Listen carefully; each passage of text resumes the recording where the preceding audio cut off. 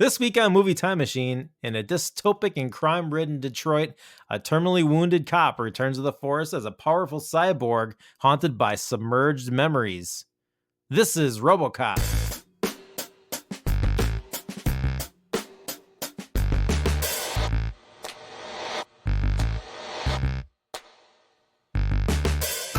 Welcome to Movie Time Machine, your retro movie review podcast where we take movies from the past and relive them in the present.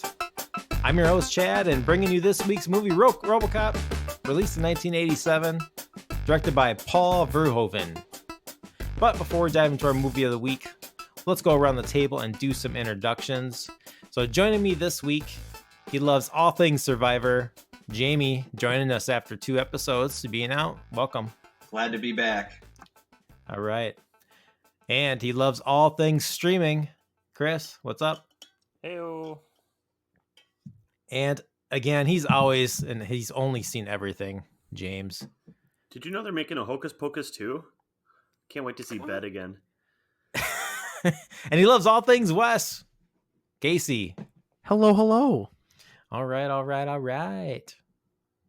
Now with the show, as we do with every episode, before we get into the topic of the week, let's just go around. We'll start with Jamie. Just what you've been watching, listening, or doing since last episode you want to share or recommend with everyone.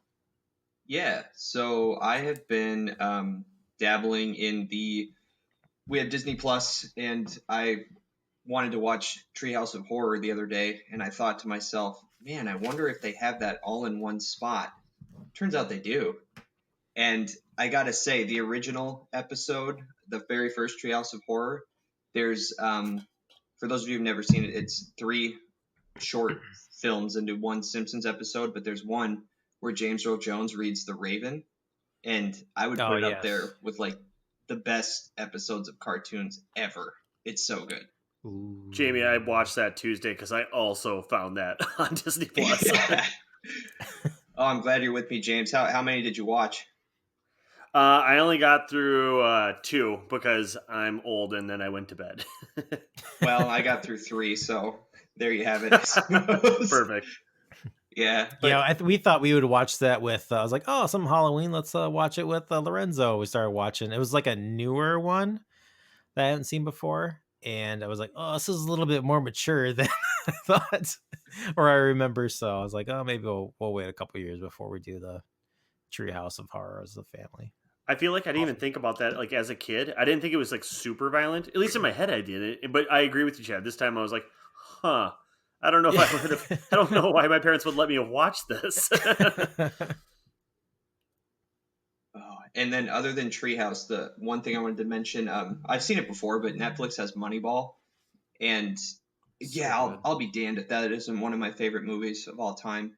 It's so good. I'm a baseball fan, so that definitely helps. But yeah, and just with the World Series just wrapped up this week, and it's kind of a weird encapsulation of one team who spent all the money and won the World Series with the Dodgers, and then the Rays who kind of moneyballed it. And I would argue they kind of overanalyzed their Blake Snell debacle. You know, I think the math may have worked against them there, but I digress.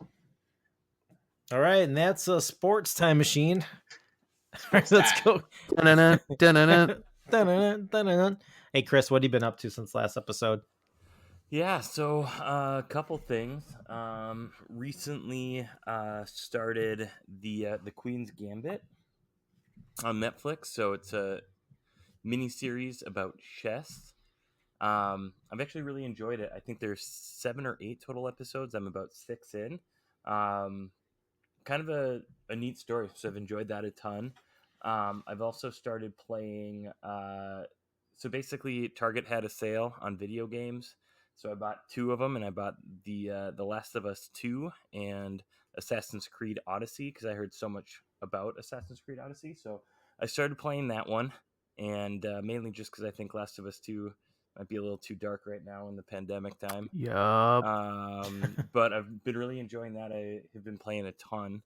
And then outside of that, I've started working out again, and my workout show has been The Mandalorian. As somebody who doesn't like Star Wars, I've enjoyed the film for the most part. There's a couple things that like nitpicks that I have, but all in all, like, it's an okay series. I thought like the last like 3 episodes is what made it, though. I thought it was pretty slow. Yes. And not like, I don't know. There were moments where I was like, what is happening? This is silly. But I felt like the last 3 episodes made it worth it. So it'll be interesting to see. I know that season 2 just dropped, so it'll be interesting to see that now. All right. James, what have you been up to? Sweet. So I've been reading the Philip K. Dick book where it has all the short stories in there. So I've kind of been just flipping through a bunch of the ones that I recognize as movies, not the ones that I don't think have been adapted into movies. So like read the one that was based on Total Recall, or the Total Recall is based on, I should say, The Minority Report, Paycheck, Next. So just kind of cruising through those. And then but it's definitely got me back into reading. So I think the short story, like, to get my mind, like, where it's like, oh, like, starting a story to completion in, like an hour kind of thing. Like, I think that's the way to go about it to get myself kind of mentally back into reading again. Otherwise, for TV, I watched that Haunting of Bly Manor on Netflix. It's like the second one in their series. They did the Haunting. I think it was Haunting of Hill House or at Hill House. I don't know. This one seemed not super scary. I think the other one was not like it was like ridiculously scary before, but I think it was more well done the first time around. So we'll see if they continue this kind of the Haunting of series on Netflix or not. And then after that, I've been devouring West Wing. I'm already halfway through season 6. So I'm thinking if I really have nothing better to do this weekend, I could probably get everything all completed before Election Day. Is that Jimmy Schmitz or whatever who comes Yeah, in at Schmidt. 6? Yeah, he just started doing his like he's like in New Hampshire, like, and like just like I'm running for president, like. And, and he's just annoyed, like going to the garbage. Right. That Yep. place. Exactly. Yeah. It's like it's cold out. It's like, yeah, exactly. So he's just in the middle of it, and then the next one will be like where he has the full Democratic, I think, vote, and then it'll just be him towards the Republican Party. So, well, and then we'll wrap up season 7, all ready for the big day.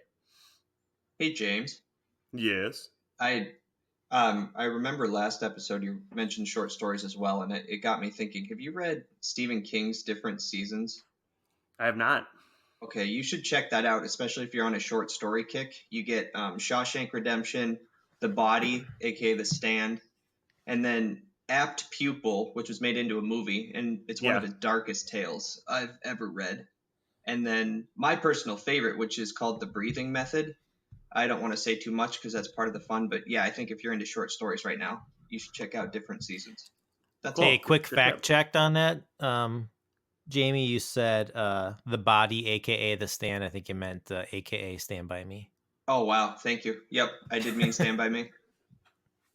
I was thinking in my head, but I'm like, I'm not gonna correct the guy that's giving me like, hey, you should read this book. The Stand is like an encyclopedia. I was gonna say that. Different. I remember that book was huge. Which Stand By Me. But Stand. Yeah. The Stand, actually, I think they're remaking for TV again. I think they did that late or mid 90s, maybe, if I remember correctly. Yeah. But they're doing it again, and I think that's supposed to come out this winter, this next spring. I don't know. Yikes! Perfect timing. Cool. Hey, Case. Ever since Pat Robertson came out and said that Jesus told him that Donald Trump's going to win the election, and soon the end times will follow. But carry on, Casey. What's right? up? Anyways, yeah. So we've been trying to keep up with the Great British Baking Show. We're totes into that. So as those drop, we watch those. But recently, I have a music thing that I've fallen in love with. A hip hop artist, Toby Nwigwe. Super into him. I guess he just performed at the BET Awards, but I don't know, my buddy sent me a track, and then I just went and watched and listened to everything, and I'm super into him. Also, I don't know if you guys watch anything on YouTube. I stumbled into this documentary channel called All Gas No Brakes. It's this dude who, I don't know, he calls it, or people call it gonzo journalism, where he's essentially documenting these different events. But it's super hilarious because it's like it's real things. He goes to like Proud Boys rallies or Trump rallies or Antifa rallies, so every random thing, furry fests, crazy things. And he just like he was at the protests here in Minneapolis after George Floyd as well. He has a video from that. But it's just like a really weird and crazy and unique glimpse into like real life, because he just, it's like a documentary series. He just goes and does interviews with these people who are in these really absurd situations, and it's like funny and sad and super like interesting. I don't know. So if you're into anything like that, check that out on YouTube. What is that again, Casey? The YouTube All channel? Gas, No Brakes. Okay. That sounds interesting. Just subscribed to that channel. Super weird. I don't know. I the ones I've watched have been super interesting. All right, let's check that out. What I've been up to since last episode, I've randomly been coming across some movies that have randomly popped up on our podcast that I've been like, oh yeah, I've never seen that. Then like James's response is, of course you haven't seen that. I watched Avatar a week or two ago and Thoughts? hugely disappointed in it. Yeah, I get how it probably was maybe really cool to see 10 years ago. You mean AKA Fern Gully? I was gonna say, Casey, you described it perfectly. Fern Gully meets Pocahontas. Pretty much same thing with Exactly. CGI and So- blue people. Yeah.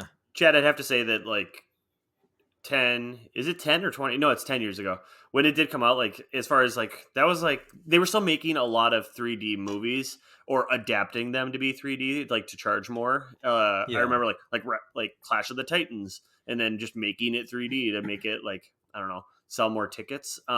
This is like the first one I feel like was made to be 3D, and it paid off like at the IMAX when you saw it. Yeah.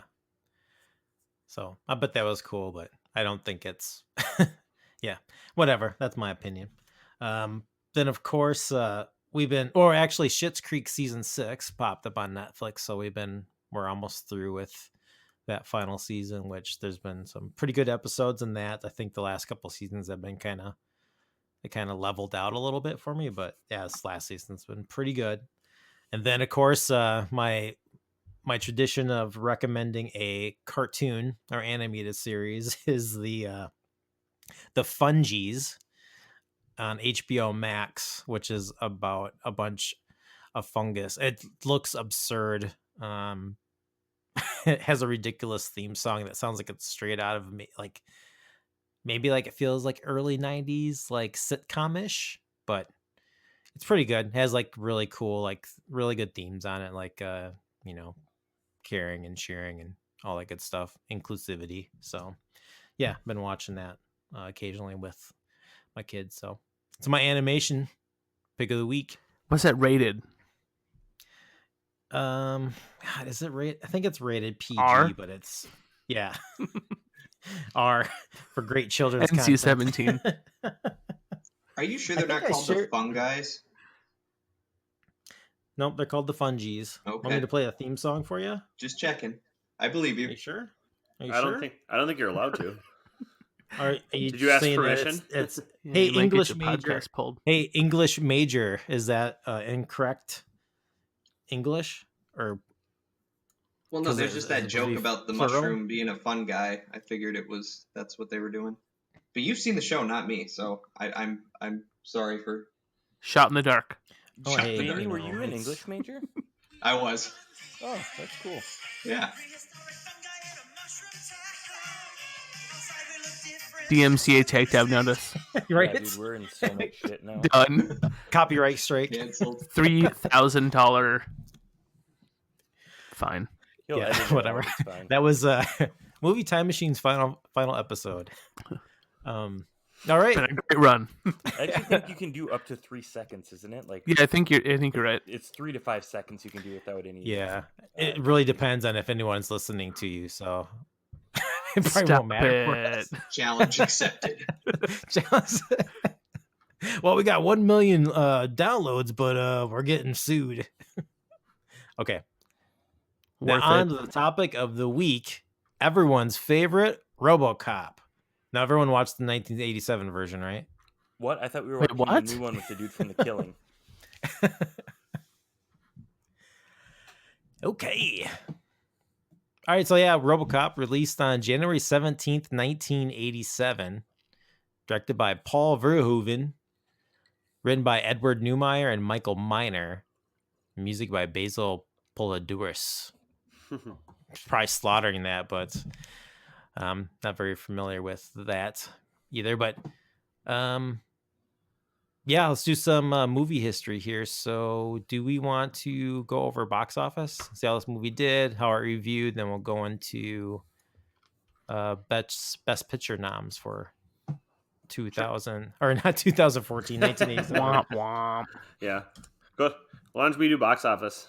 How'd this do? I have to imagine for 80s this did quite well. So it had a budget of $13 million. Box office, it ended up making $53.4 million. So, yeah, substantial. Right around 40 mil. So, yeah. Pretty good. How did it review? Or what's our here. We'll do the critics and reviews and stuff that first, and we'll go on to. That's fine. Should I do that as well? Yeah. Okay. Duh. My apologies. Oh, don't worry. I can edit that out. All right. And then as far as ratings and reviews, Rotten Tomatoes has gives it a critic score of 90%, an audience score of 84%. IMDb gives it a 7.5. Metacritic gives it a 67%. And yours truly, Mr. Block, gives it a 3 out of 5 on Letterboxd. A 3, you say? 3, huh? Personally, a 3? Yeah. Wow. Well, we'll get to that later. I feel like this isn't your... This must be your first viewing, Chris. Yeah. Yeah, that's always the case. What did you do for your It's childhood? the case that the first time someone watches it, they don't like it. No, Chris. James, I was born 3 months like If before this movie came out. If Chris reviews anything from 94 or lower and it's his first time, he is just like, I don't know. And all of us are just like, it's Robocop! It's questionable at best. Yeah, anything in the 80s is questionable. Hey, I mean, nostalgia plays a lot into it. So the first time viewing and you don't have that, I hear you. All right. All right. Let's go. But you're wrong, though. No, I'm just kidding. You're wrong. Yeah, your opinion is wrong. I totally get it, but you're wrong. All right, let's go. Let's see here what. Does anybody know what the critics said? The critic? What did the critics say? What did the critics say? That's Chad. He's all things cartoon. Yeah. What did the critics say? The one and only. Mm-hmm. Do you mean like the critic, like that animated cartoon show? Yes, that is. Did he do RoboCop? He probably did. Yeah. The one that was like around the same time as The Tick. Yes. Find out. All I can hear in the background is a typing, and all I think of is all I think of is enhance.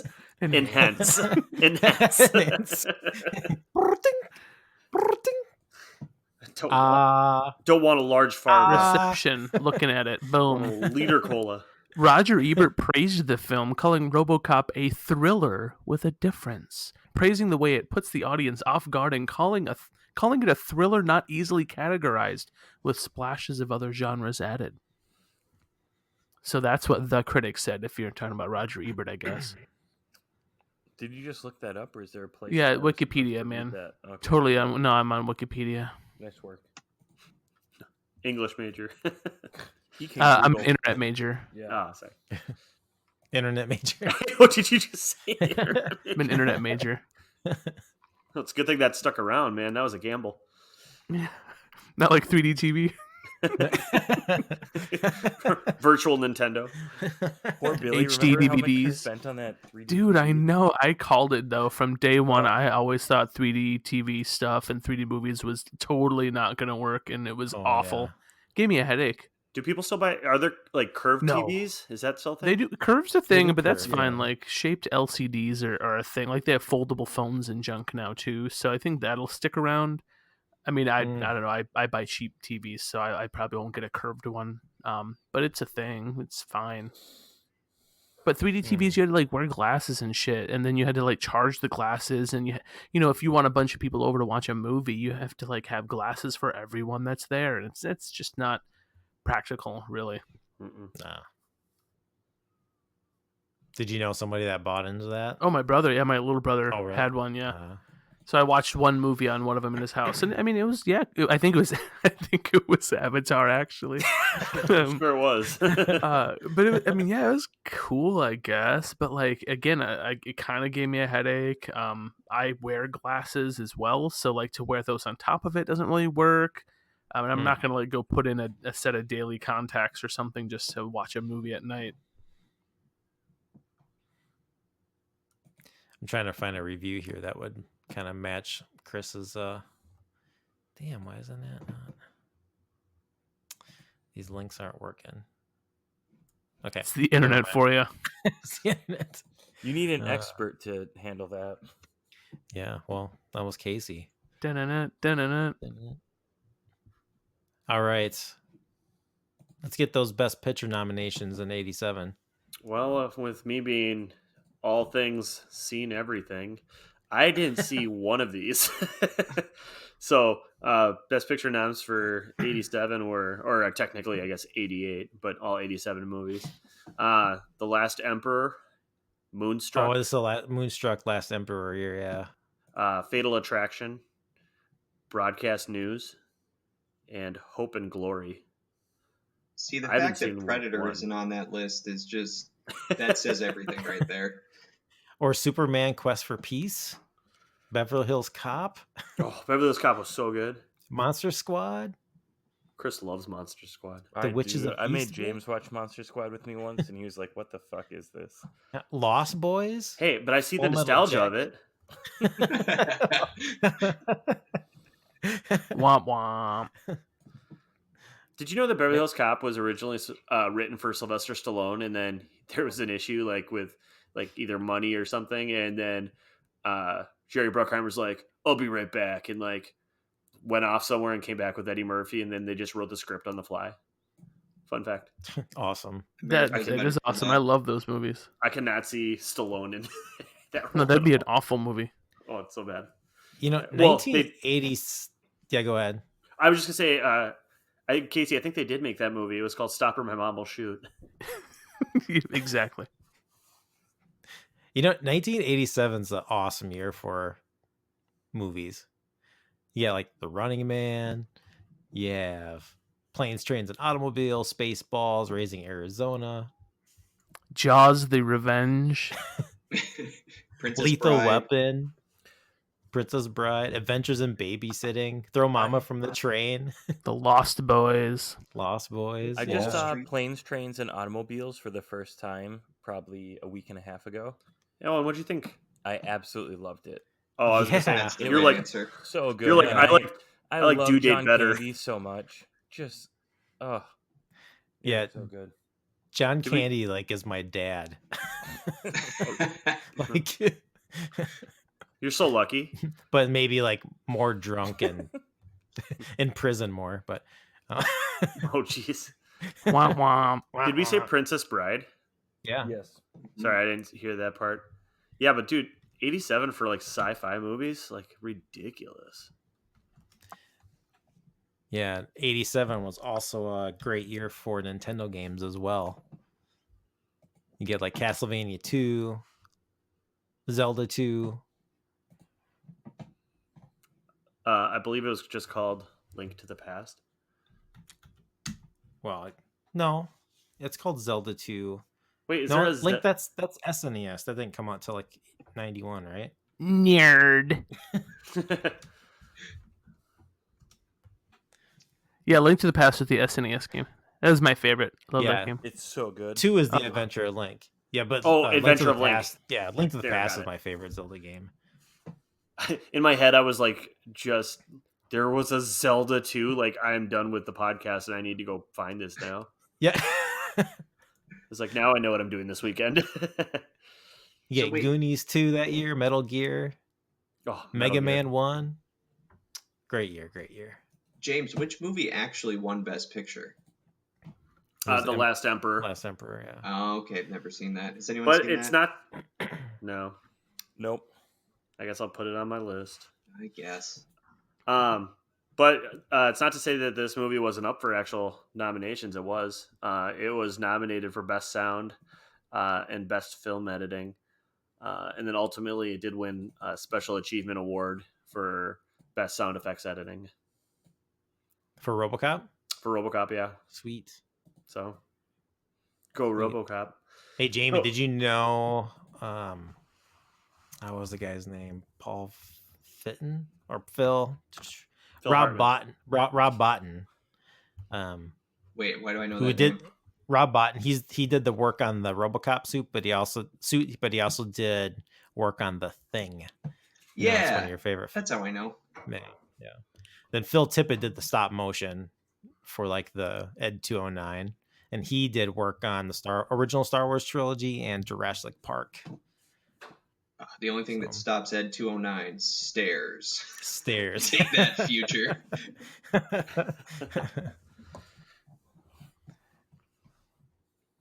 All right. Cool. That's Nam. So let's get into thoughts. So who saw this for the first time? So Chris, Me, Jamie, Casey. So James and I, we were the only ones that had seen this movie before going into this. Is that correct? Yeah. Wow, that's actually impressive. Wow. Good pick. Mm-hmm. Sweet. So where should we start with this? Should we just go around and just say how we would rate it and just kind of your feelings about it? I want to get Chris's feelings off the bat, then we'll go Jamie and Casey. Let's fold it. Yeah. No, James. Let's fold it. Do someone who hasn't seen it, then someone who did. So do like Chris, then you or James, then me or Jamie. You know what I'm saying? Okay. Yeah, okay, Well, let's go Chris. Because then it'll at least be... Yeah, so it's not all once. Yeah, let's go Chris, James, Casey, me, Jamie. Oh, this is perfect. Chris loves it when I talk after him about a movie. Yes. Yeah. Well, let's go Jamie. Let's go Jamie, James. Chris likes it when he's behind him. I'm just kidding around. Chris, go ahead and start. Yeah, go ahead. What'd you think, bud? Yeah. So, hey guys, I'm still here. Yeah. Love you. So, for me, yeah, this movie I thought was interesting. I think it's a really unique idea and concept, and like a really like original script and thought. I just feel like there were times where, yeah, I mean, it was pretty gory. I think there were times where things that like I just wasn't expecting, which could certainly be a good thing. But I also, I don't know, like there were things that like would just like take me out of it, and it's probably again part of the idea of like I don't love older movies, but like how bad that like R290 bot looked. Ed 209. Yeah, thank you. Was completely disconcerting for me. It kind of took me out of it. I also, yeah, I don't know. Like this movie was just okay for me. I thought there were some issues with pacing for me. I thought, right when he became the Robocop, I found it to be like kind of silly and slow. When it was like, I think it was like maybe 3 different things where he would just go around the city and like show what he can do. Again, I also think it's just an 80s thing. Like each time I felt like there was like a really like lame tagline that he would say, like hasta la vista baby kind of a tagline where it's just like, Dead or alive, you're coming with me. Yeah, like it was like wrong robot movie. So I think get to the chopper. Yeah, so I don't know. Yeah, this movie was for me like a 3 out of 5. I thought it was a really unique idea. I thought that it struggled with execution. Yeah, I mean, would I probably wouldn't choose to watch it again. I might watch the remake just to see if like that does anything for me. No. I'm just curious to see if it was like a more of a visual thing, but yeah, I thought it was all right. You'll like it better just because you love that dude from The Killing. I really do. I think he's a good actor. It's really bad. Is it bad? It's bad. I did almost try to watch them back to back because I don't remember the remake very well because I think I remember not liking it, and but after watching 87 version, I was so pumped up afterwards. Where I'm like, I gotta watch it while it's fresh in my head, and so I was gonna put it on afterwards. But then I'm like looking at the time, going, this is not realistic to finish like today, and I knew I wouldn't get a chance until like the weekend, so I was like, I'm not gonna do it today.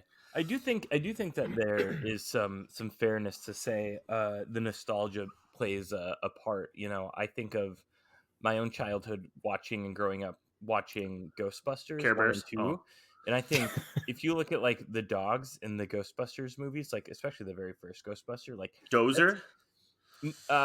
Well, yeah, but I think who is it? Like it's basically like the Keymaster and the Gatekeeper become dogs, and then they whatever. Yeah. But like when you watch them, like the restaurant scene, it's also when they like break into the party or whatever, and like the apartment. Like you can tell how fake it is, and like it's also just distracting for me. Yeah. It's like, but that Stay Puff looks damn good though, right? What? The Stay Puff, the Stay Puff looks really good, which is impressive. Like that practical versus amazing. Yeah. But yeah, it's like Keanu in Point Break, where like his acting is just so damn distracting. It's like hard to like stay in the movie. God, but Swayze is just a dream. Always forget about it. So good in Ghost. The greatest influence for Hot Fuzz. But yeah, I mean, so for me, I think the movie is a really cool idea. It's a cool concept. It's really unique. For me personally, it just struggled on execution. Chrissy, I'm happy you recognize that, like the nostalgia part where you said that, Ghostbusters, you nailed it. Because when you started talking about Ed 209 like that, I was thinking to myself, well, but there's like all these 80 movies you have to like, where that was the best we could do for the most part. Mm-hmm. I mean, although I don't know, I feel like and Empire, like very similar robotics, maybe felt a little smoother at the time, I guess. But also we were dealing with like full blown backdrops, not like they taped or recorded this scene in the office and then had to put this dude involved. So I don't know. Yeah, I actually thought that from an effects standpoint, I actually thought that Star Wars did a better job. And let me also just preface by saying, I've only seen, like, for Star Wars, I've only seen, like, 4 and then half of 5. So, like, not much. Episode 4 and half of Empire. 5. You don't even get to see who Luke's father is. Chris, you got to finish that. Oh, shit. I'll never know. Heard it was the milkman. But I do think, like, those looked way better than what this did, as far as those scenes go. But, yeah, I do think nostalgia plays a big role. For sure. I mean, I'll give you the effects part of it because I definitely rewound it because I was like, oh my gosh, is that a wire? When Ed 209 like shot a rocket or something, I was like, oh my God, that is full blown like a wire it's gliding on. And they didn't even try. Totally saw it. Like they didn't even try. Yeah. But that was the best take they had, or they only had one office to blow up. So I'll give you on some of the effects, but I mean, I'll have to put it past them because in that time, I mean, it won an achievement for effects, so clearly they were doing something right for the time. But I feel like, I guess the issue that I have is like when I think of 80s movies, again, I do go back to the nostalgia thing, like because I much preferred and enjoyed like Swamp Thing, which I think was like 87, 89. I thought like that was really cool special effects or practical effects, and like I enjoyed that story far more than I did this. Well, I'll give it so for me, I'll give it a 4 out of 5.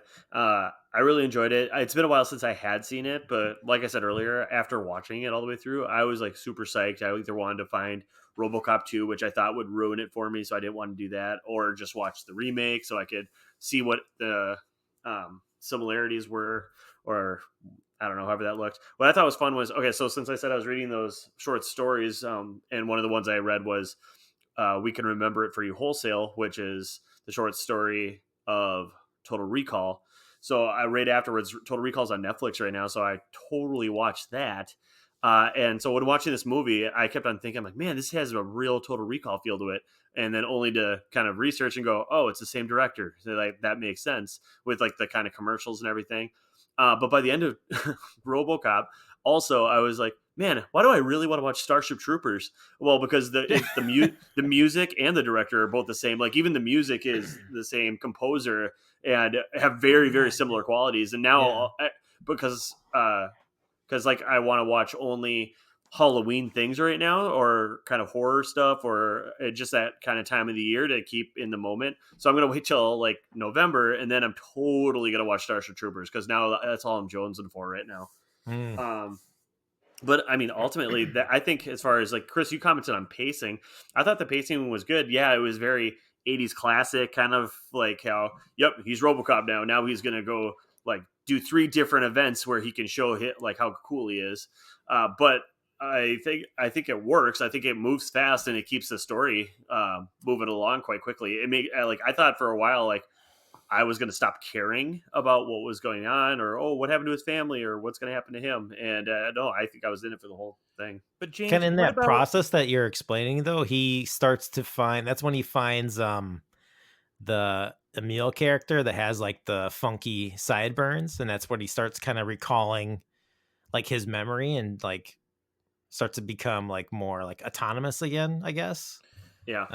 But like there's so many things that just like take you out of the movie. Like I think the special effects, I think like even parts of the acting, like so when God, I don't even know this actor's name, the balding guy who played like that 70s Red Foreman, dad. Kirkwood Smith.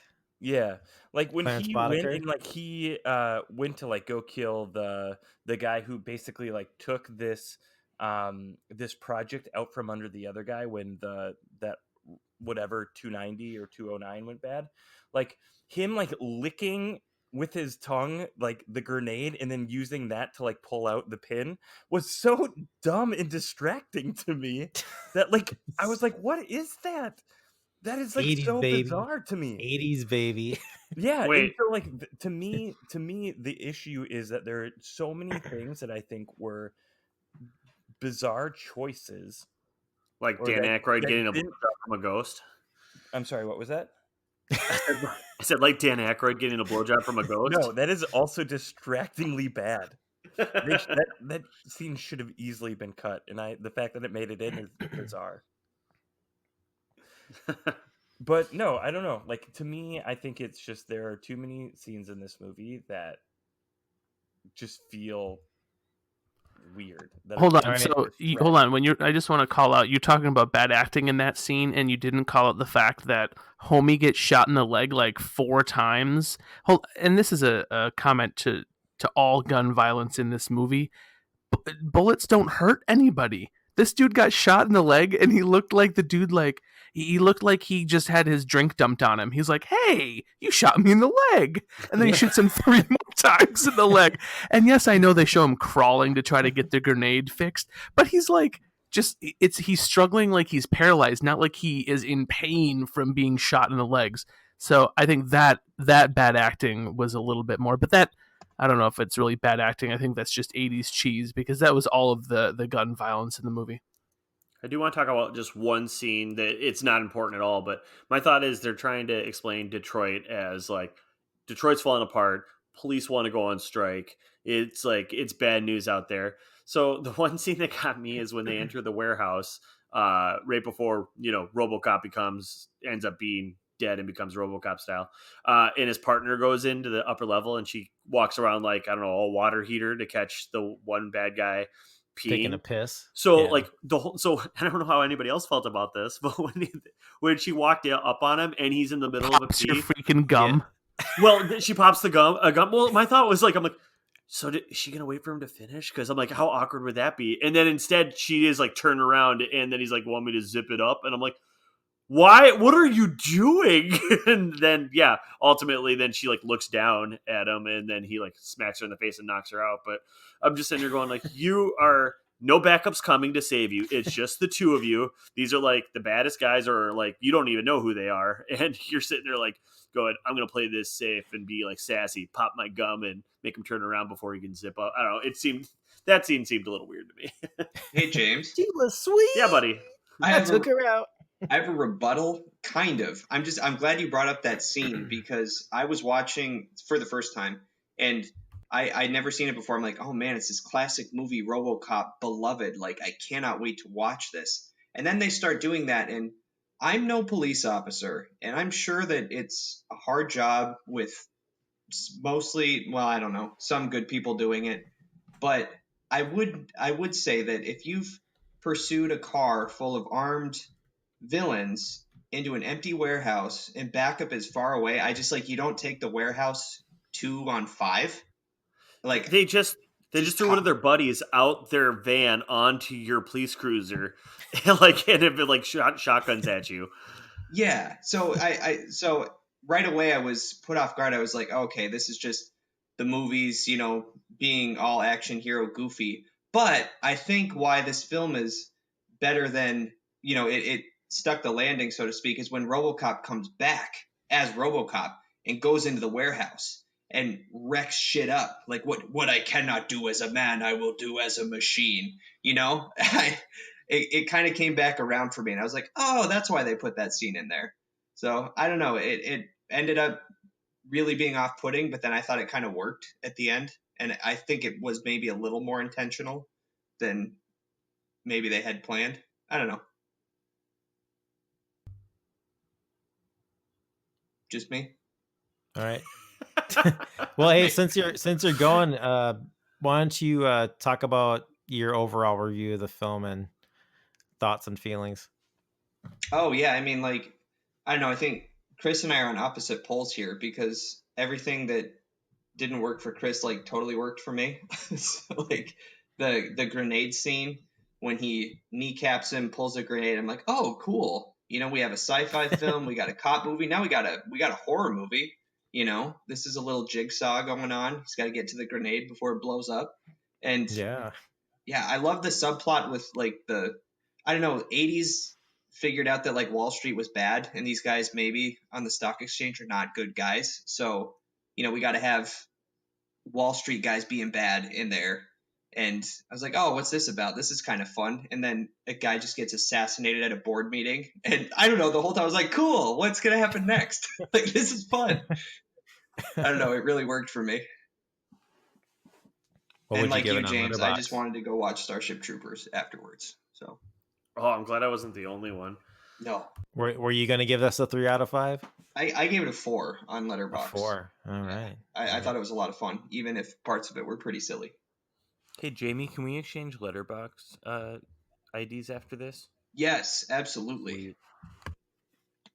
Yes, I need more friends on Letterboxd, especially you, Chris. What about me, Chris? Do you not Are want you to be on with letterbox? Yeah. I'll just drop my code right here. It's Conebone69. Yeah, mine. Go ahead and add me. Butt stuff 420. Oh, we were already friends then. No, that was just his grinder handle. Same, still friends. God. I'm gonna put mine in the chat. Chad, what did you think? What did I think? Well, I gave this a 4 out of 5 on my letterbox. I've again, like you talked about nostalgia, Chris, and I watched this movie a ton when I was a kid, and I always watched this in a vacuum because I really didn't have anybody to share this movie with. Really didn't know a lot of other people around me that had watched it because I think I would have been 11, I think, when I was watching this. So, anyone I would try to reach, hey, man, have you seen RoboCop? I'd be like, no. I'm like, oh, no. So it's been a while since I've watched this, and I was like, is this kind of silly, or like, is it gonna not? I guess, is it not age as well, or am I gonna like pick out some things? I'm like, oh yeah, it's really bad or really, dumb, and maybe it was just kind of, it was more of a nostalgia thing for me. But I really like this film. It's almost like it isn't like a film that I would normally like, but I think it kind of checks a lot of my boxes and what I do like in films. Like, you have dystopian future, cyborgs, drug lords, evil corporations, lots of cocaine. You have like the whole idea of like gentrification, how like you have these corporations that are, you know, kind of contracting to clean up old Detroit so they can go in there and kind of build these like new crime-free cities. And you know, it's like there's that one billboard in that one scene where it's like Delta City, the future has a silver lining.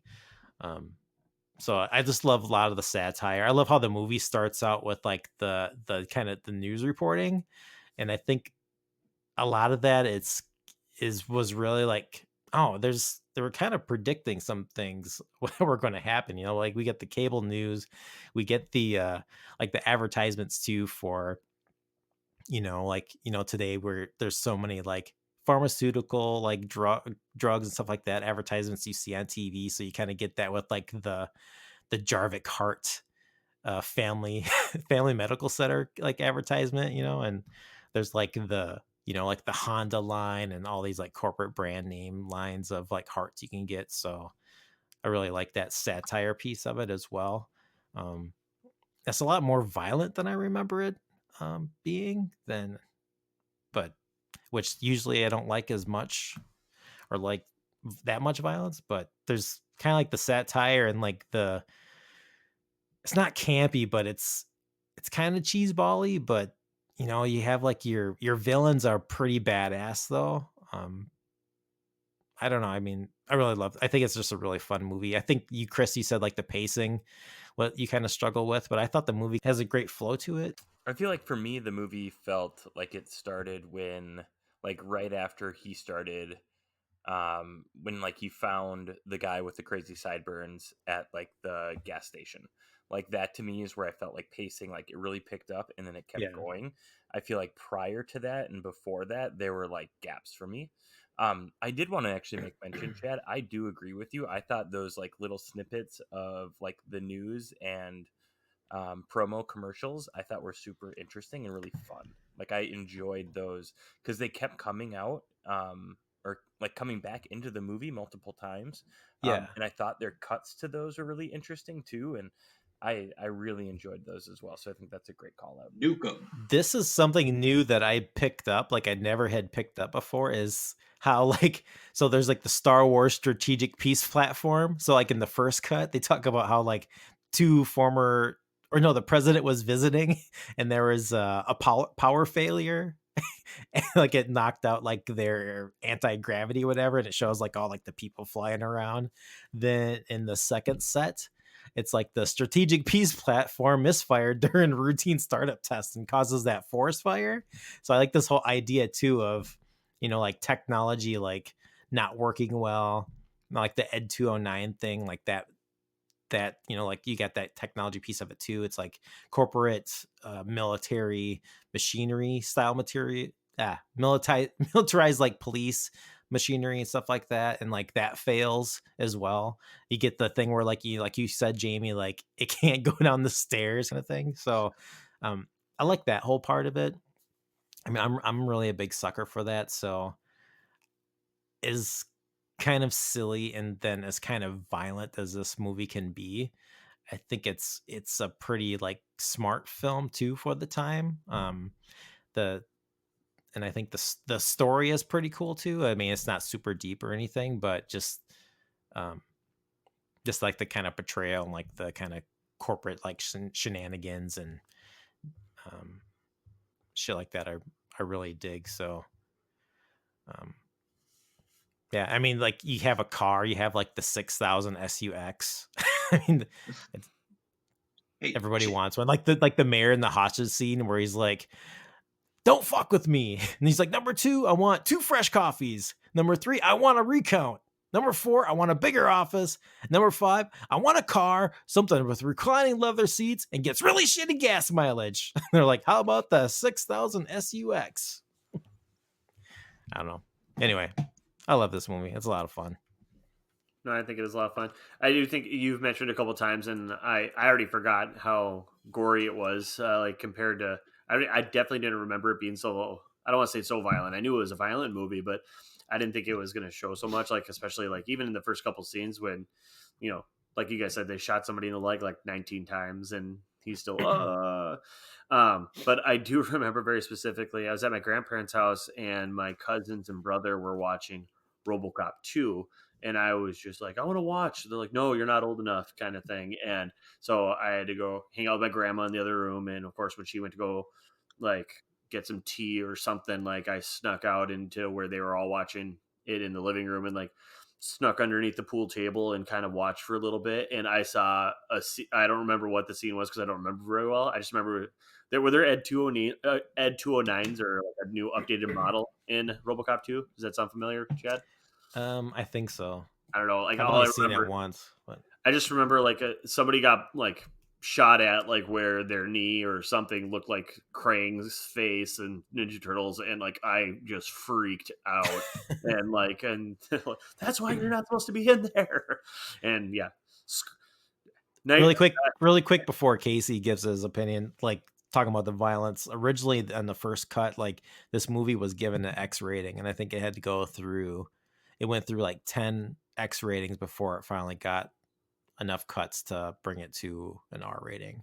This is the guy that made Basic Instinct 10 years later. And Showgirls. Sounds about right. Absolutely frightening. Oh yeah, damn. Casey, so what are your thoughts? He knew how to mess with those guys. Yeah, so I think if I had to give it a rating out of 5, I'll just start with the rating up front. I think that I'd probably give it around a 4. It's a quintessential 80s, it feels very 80s.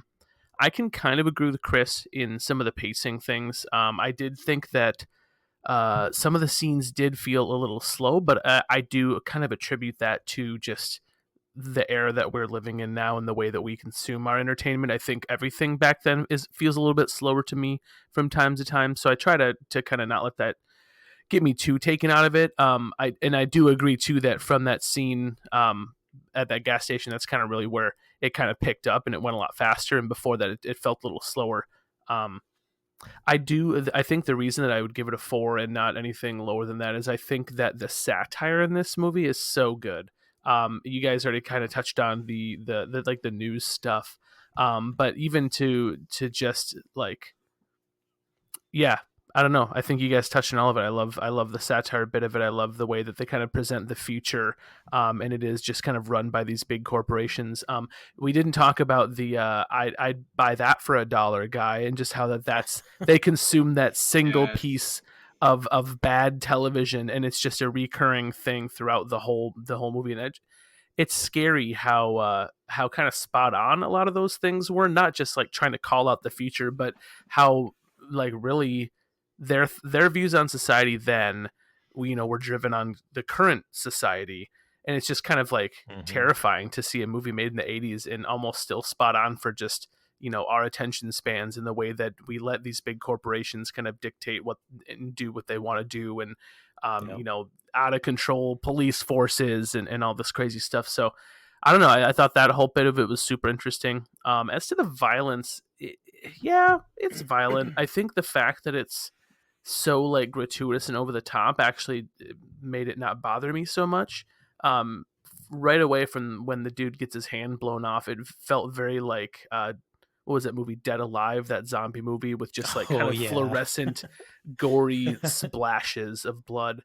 The one thing, and I think it kind of put me into the right mindset really early on that this is just super, super cheesy 80s, was how many times can a dude get shot point blank in the chest and just stand there and take it? So when he's like being murdered by this gang, it just doesn't make any sense to me that he was just being shot point blank over and over. So it just took me into the realm of, all right, here we go. This is the ride that we're going down now.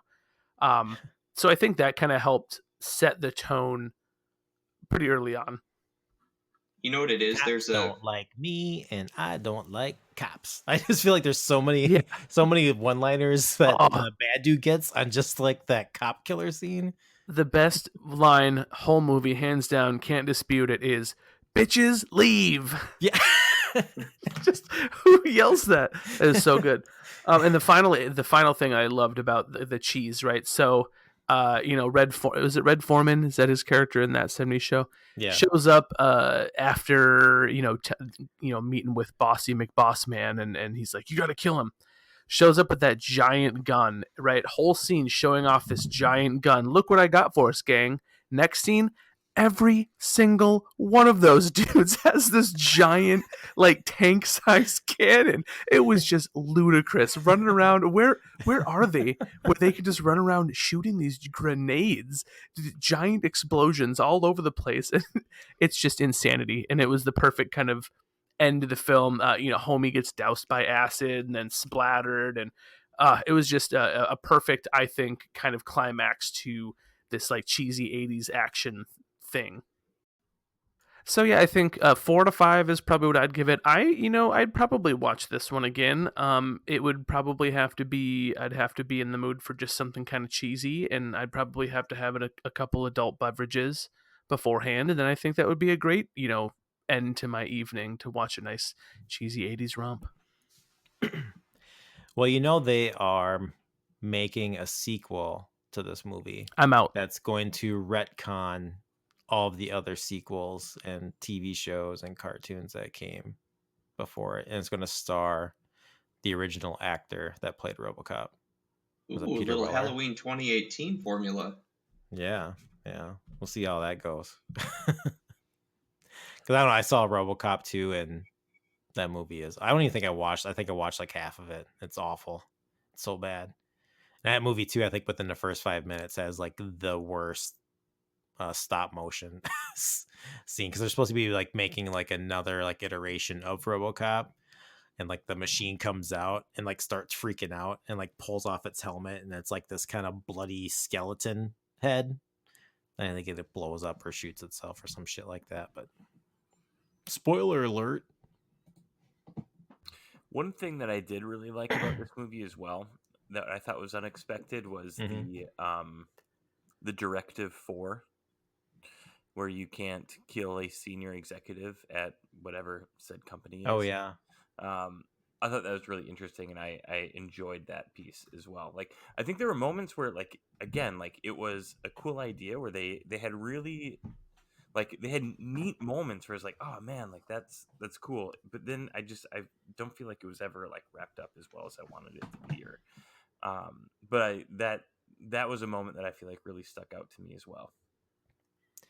I was also going to share too, there might be a reason why I really liked this film as a kid. So when I was watching this is when I was living in Texas, and maybe because a lot of the areas seemed familiar to me in parts of the movie, because most of the film was shot in Dallas, even though it's supposed to take place in Detroit. I think maybe like because like in one of the scenes, like the chase scenes early, when like they throw the dude in the car or whatever, like in the background, it's like the famous like Reunion Tower that's in Dallas. It's like it looks like a giant disco ball on top of a pillar. So if you're familiar with the Dallas skyline, that's in the background of one of the scenes in Robocop. So yeah. So that wasn't the makings of Delta City. No. Thought that was an original. Delta Fort Worth. So really quick, is there did you guys have any nostalgia, since we're talking about nostalgia too, like over like the opening like Orion logo? Oh, I did. I'm so glad you mentioned that. Yeah, I felt that right away. I couldn't name another film specifically that has that, but yeah, right away I was like, oh, cool. One of these. Well, for sure. Because Caddyshack. I was gonna say Silence of the Lambs has that as well. And then didn't it have? Maybe I'm wrong on this because I'm thinking of other '80s movies, but didn't it have like the Conoco or whatever, like the C after the Orion? Oh God, what is that? Do you know what I'm talking about? Like it's before like Rambo movies. Don't worry about it. Okay. Was it Orion's belt? Right. Well, it started out with the stars, right? Yeah, the galaxies found. No, it started out with that. It started that for sure. Men in Black. Hey, can I ask the room a question? Terminator or RoboCop? Start with Chad. I love RoboCop. I mean, I love RoboCop, so I got to take RoboCop over Terminator. But are you saying like movie wise, or if they were like real movie wise? Movie wise. Movie-wise, RoboCop. I'd go RoboCop over Terminator, but Terminator 2 would trump everything else. Yeah, T2's rad. Casey? I'm not. Oh, go on, Case. Or Chris? Chris pleads the fifth. That's just what I was going to say. I've never seen Terminator, so I can't really, with any confidence, say one or the other. All right, so for Chris's pick, he's going to pick Terminator. Yeah, I would probably say Terminator. I was just curious, though. Case, what do you got? That's a hard one. I haven't actually watched Terminator in a really long time. But it gets some extra points because it's one of my favorite pinball machines. Oh, it's a good one. You're right.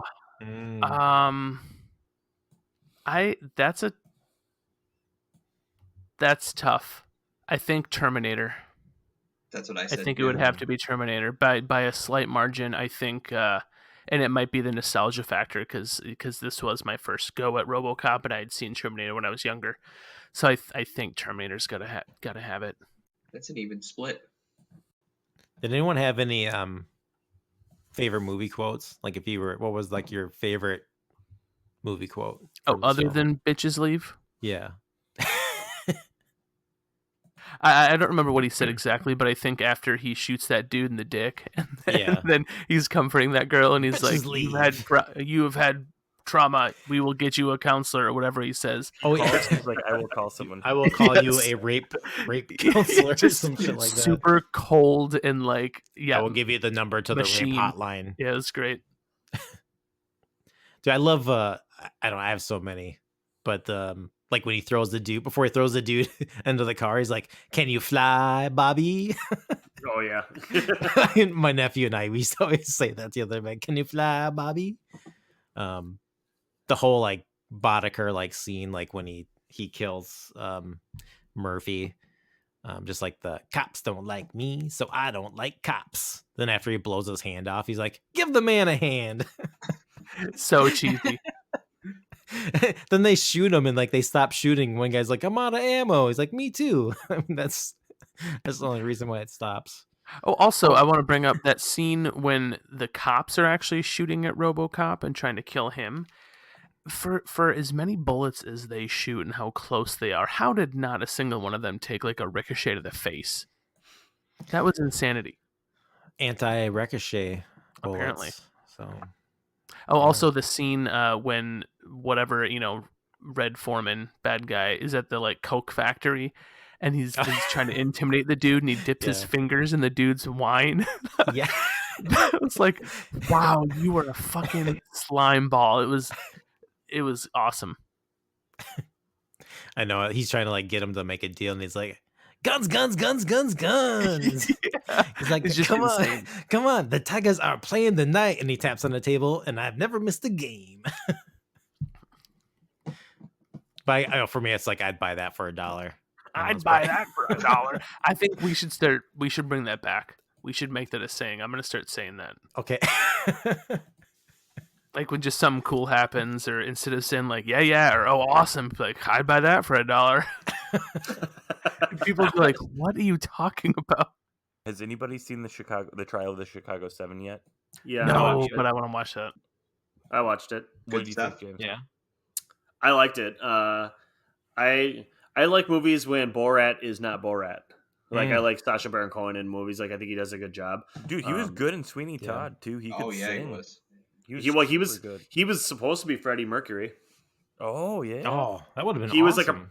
like a producer on the original Bohemian Rhapsody when they were doing everything. Yeah. But I think he wanted to make it edgier. So and the Queen I think wanted to try to leave it a little bit out. So I don't know where they fell with the actual Bohemian Rhapsody movie that came out, but at some point creative differences made Sacha Baron Cohen go, well, if you don't want to do it this way, then I'm not interested. And then he just walked away. Good on him. I really like him. I think he's super smart and like really Yeah. Definitely.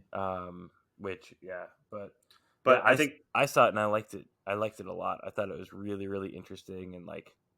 I think it's just well casted. Like God, I think it is. Redmayne Sorkin always in that? has really So, and Redmayne actually like made me like him again. Like I feel like I was on the fence for a while. Who's that? Eddie Redmayne. Oh, I don't know. I like him. I only like him as Newt Scamander or whatever. Well, he was the one in The Danish Girl, and he was in Les Mis. Who's Stephen Hawking? I've never Yeah, seen he was. Jupiter Ascending. Oh, He lost a yeah. lot of Redmayne points for me for that one. Jupiter Ascending. Oof. Yeah, just Fantastic Beasts. I think he does a good job with his character in that. But I don't know. His face always just seems like he has a Freddie Mercury face without the false teeth. Yeah. He didn't do that, though. That was Rami Malek, right? Yeah. Yeah, I know. But his face is like, I don't know. Something about his bite. Maybe I'm the only one who sees it. Are you a bitist? Yes. I mean, my That- wife's that a hygienist. Okay, sorry. I didn't mean to... That's fine. move Hey, away from it. Jamie, I wanted to ask you because I know you're a horror movie fan, and I think you said before that. Oh, you like porn Frankenstein- too? Porn. Oh, did you like Hubie's Halloween? Hey, can we Did talk you- about that quick? Okay. Hubie. Can we talk about Hubie? Wait, first. Who Okay, gives a shit? I'm gonna ask Jamie a question. Then I want to talk about that stupid fucking movie. Green jacket, gold jacket. Yeah, go ahead. Yeah. So like the Frankenstein thing, right? So did I got major like Frankenstein vibes too, like this last time I watched Robocop. I got zero Frankenstein vibes, but I got the 80s killer first person vision thing, like that that they got from Friday the 13th, and also Predator, which came out the same year as Robocop, which Friday the 13th stole from Halloween, which Halloween stole from Peeping Tom, but I digress. So And from the Santa movie, the Santa horror movie, right? The Christmas horror Santa movie. Sleigh. Yeah. Does That's that from- have Santa vision? I've never seen that one. No, like the one where like it's not like where Santa Claus comes, or it's like a Christmas movie, and I think it's done from like the first person view of like Santa Claus, Krampus? maybe. Anyway, the Hubie Halloween is that God, what's his name? Adam Sandler. He always has to play like this kind of like mentally challenged or ill, like this character. Like, is this like a thing for him or? No, I know I exactly can't- what you're talking about. It's Yeah. the voice, and and he definitely has. He's on the spectrum of some sort, Like his character from like Waterboy, right. Eddie Boucher. Shabby dooby. Oh, fuck, I can't stand Adam Sandler. Like that's what I couldn't. Yes, I watched the whole movie as well, Chad. It was really dumb. The only thing I enjoyed about it was all the T-shirts that the old ladies were wearing, like kayaking makes me wet, like T-shirts and stuff like that. Like that part, Yeah. yeah, that part was funny to me. But after that, like the only thing that was funny was like the inside jokes where. Like the little kid O'Doyle is like picking on him and like yelling O'Doyle rules, and like so that's the only reason I thought it was kind of funny. But Adam Sandler takes me out of it with that ribbity doo voice. Fucking Scooby. I don't know. It's like His old stuff was so good though. it's catchphrase comedy to me. Like, But I can't like. I mean, I feel like I can knock him, but I can't. Like, I don't know what Happy kind of deal he's Gilmore, got with Billy Netflix. Madison, those were good movies. no, I don't think so. What? That's what's driving me nuts. Billy Madison is I'm like, in on not those on old Netflix. ones. No, I'm in. Oh, I his lo- old ones were great, and then he did No. like shit. Then he went and did like Pixel, and he did like all of the ones with his friends where they like have kids and they go to the water park. yeah, he I'm made out a there. lot of Early movies. Adam He Sandler, I think, made a was ton good. of money on those movies. Which is Well, that's what I'm saying. Is like I don't know what deal he's got with Netflix to keep cranking out like a movie like this every 6 months. But, Yeah. I mean, but I'm watching them. Dude, give me Happy Gilmore any day. Come on, that's a classic. no. We that could movie argue in- about Billy Madison maybe because it's so absurd, but Happy Gilmore is like, oh, it's such a good comedy. that one involves golf too, right? Oh, it's a double whammy for you. Yeah. Oh no! But Well, he mocks I love golf. Though, yeah, so like, I love Caddyshack, but that's as close see, to golf there as you I get. go. Wait, hold on, you don't like Happy Gilmore at all? When's the last time you watched it? I can't watch Adam Sandler. When's the last time you watched Happy I Gilmore? haven't. I can't Oh, stand Adam he Sandler. doesn't play such a weird dude in that What one about though. I even think like you'd his be okay serious with it. stuff? Like, I mean, he No, got that one where nominated for he Uncut played- Gems. He was incredible in that movie. Like, even Punch Spanglish. Drunk Love. Yeah, like he's in serious movies, and when he does, like, No, when he he's does like the generally more a good serious stuff. I'm actor. trying to think of the movie that he was in with Don Cheadle. It was like was like his family died in 9/11. Oh yeah. You're yeah. Ocean's 12. God. Oh, Stop You're gonna it. take all the money, Sammy Dooby. before we go, I want to thank you for downloading this episode of Movie Time Machine. Remember, new episodes drop on Fridays. Please send your questions, comments, and feedback to moviemachinepod@gmail.com. And I swear to God, if somebody emails us, we'll get back to you right away. Especially if it's the federal government about the use of the fungi's. Or if it's someone demanding that Chad watches Happy Gilmore. Yeah. Hey, hold on. Can I just say right now, if someone emails or tweets saying, Chad, you got to watch it, will you watch it? Yes. Sweet. I'm going to go find some Twitter bot. I will not respond to Twitter bots. Okay, fine. You follow us on Twitter at Movie Machine Pod. For next time, we'll be doing The Big Lebowski. Dude. It'll be Jamie's pick. Then after that, it'll be Chris. So really excited to see what Chris is going to pick for us to watch. So yeah, join us next time. Take care out there. Make your vote count. Goodbye. Chad, was it Rain Over Me? Rain Over Me? Yes, I found it. Yeah, Rain Over Oh, Me. yeah. Don Cheadle one. Yep. Super important. So also go vote. See ya. Bye. Bye, guys.